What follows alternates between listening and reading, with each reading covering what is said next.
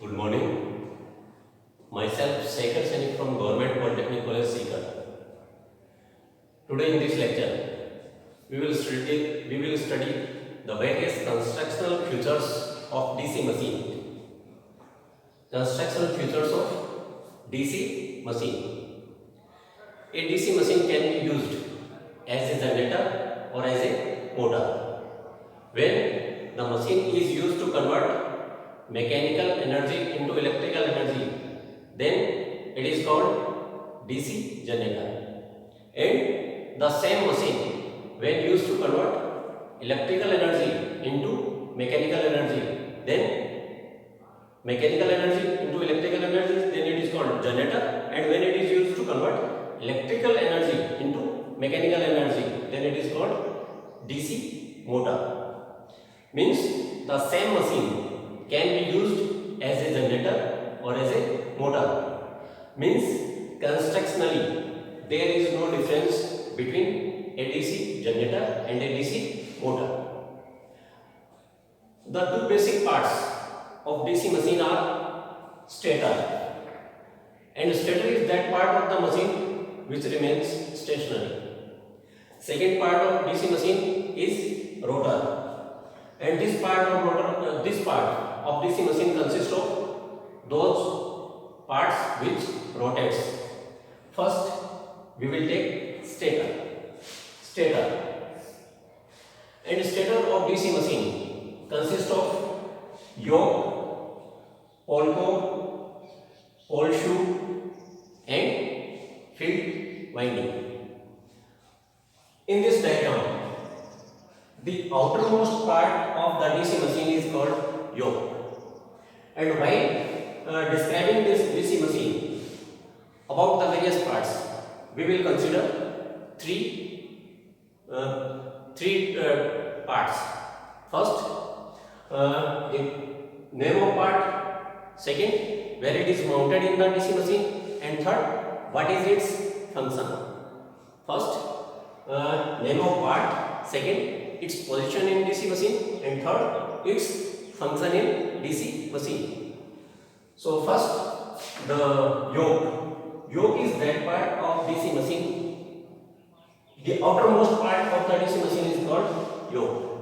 It is made of cast iron. And its function is to provide mechanical support to the machine, and it also provides path to the magnetic flux. The second part of DC machine is pole core.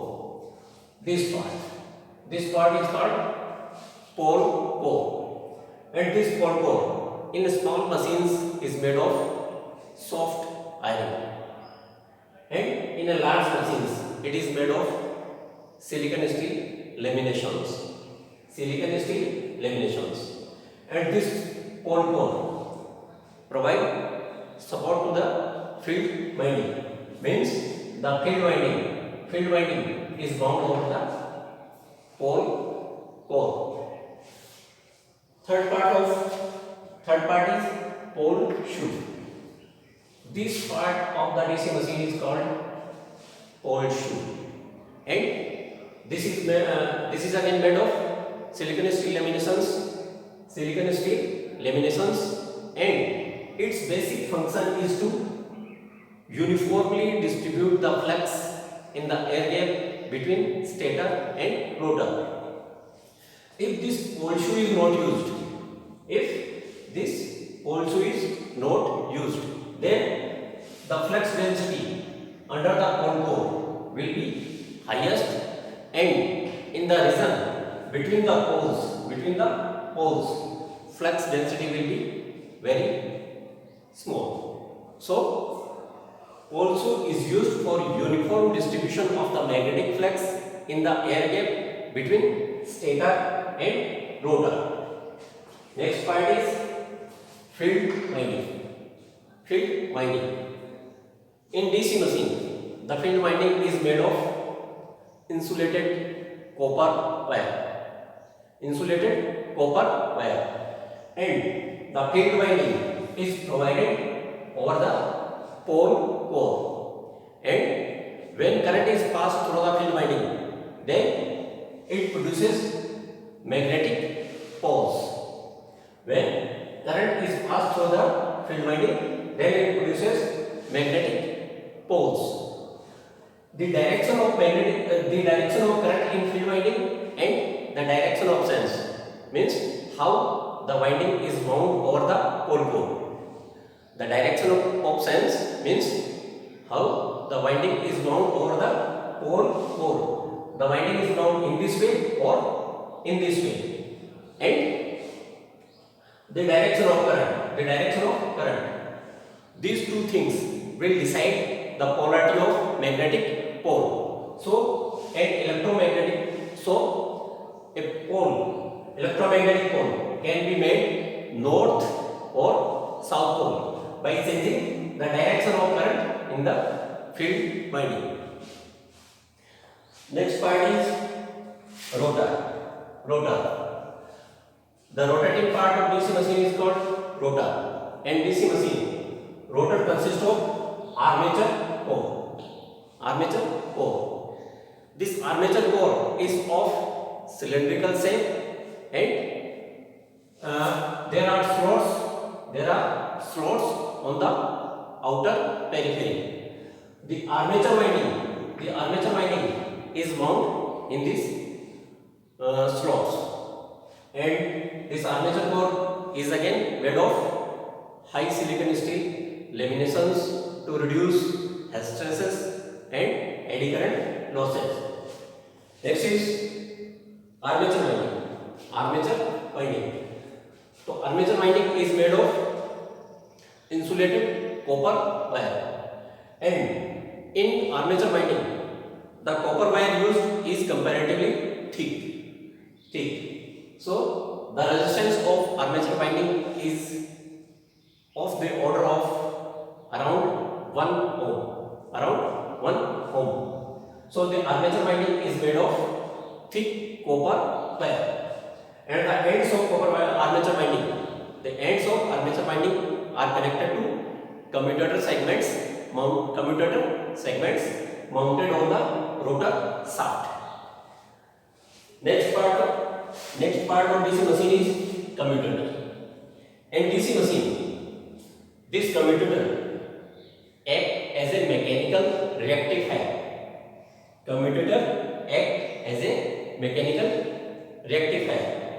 In DC generator, the voltage induced in the armature winding is of alternating nature.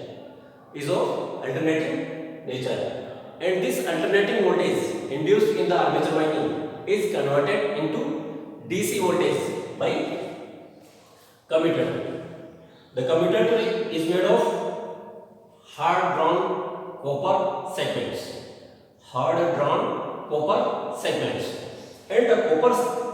and the insulated from each other by high. Next part of DC machine is bruces. In DC machine, these bruces are made of carbon or copper.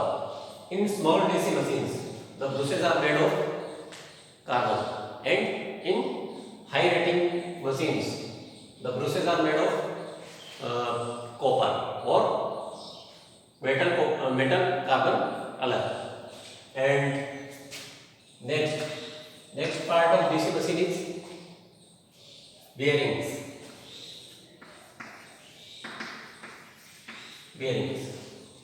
In DC machine, two type of bearings are used.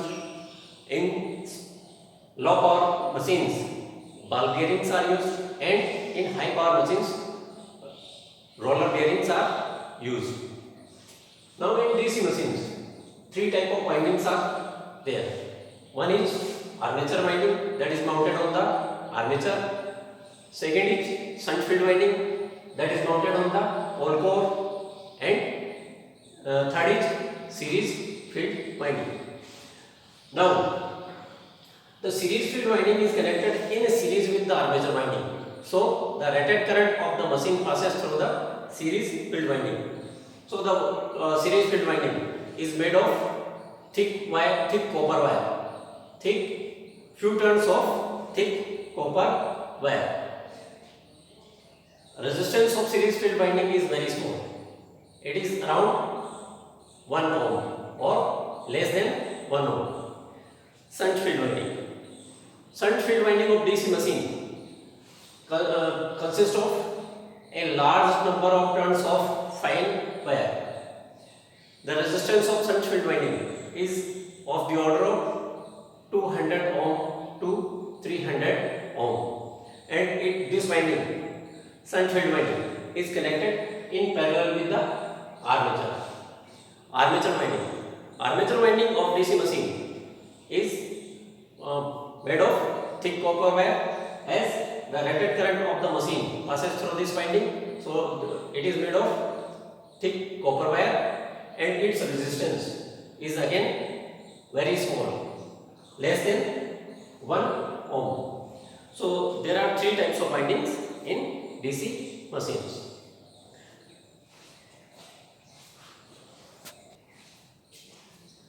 According to excitation of field winding, DC generators are classified as separately excited DC generator and self-excited DC generator. In separately excited DC generator, a separate source of direct current is used to supply the field winding. In separately excited DC generator, a separate source of direct current is used to supply the field winding. Next is self-excited DC generator. In self-excited DC generator, no separate source of direct current is used to supply the field winding, and the field winding is supplied by the current produced by the generator itself. Field winding is supplied by the current produced by the generator itself. So it is called self-excited DC generator. Now, according to connection of field windings, according to connection of armature winding and field windings, the DC generators are classified as, first is DC shunt generator. In DC shunt generator, the field winding is connected in parallel with the armature winding. Second type is DC series generator. In DC series generator, the series field winding, which is made of few turns of thick wire, is connected in series with the armature winding. So the rated current of the machine passes through the series field winding.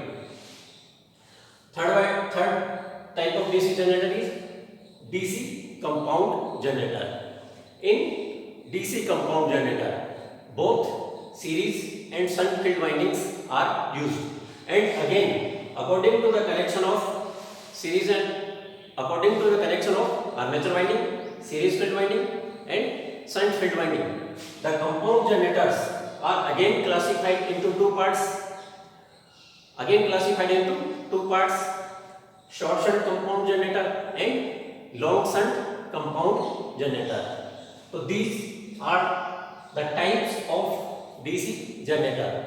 Thank you.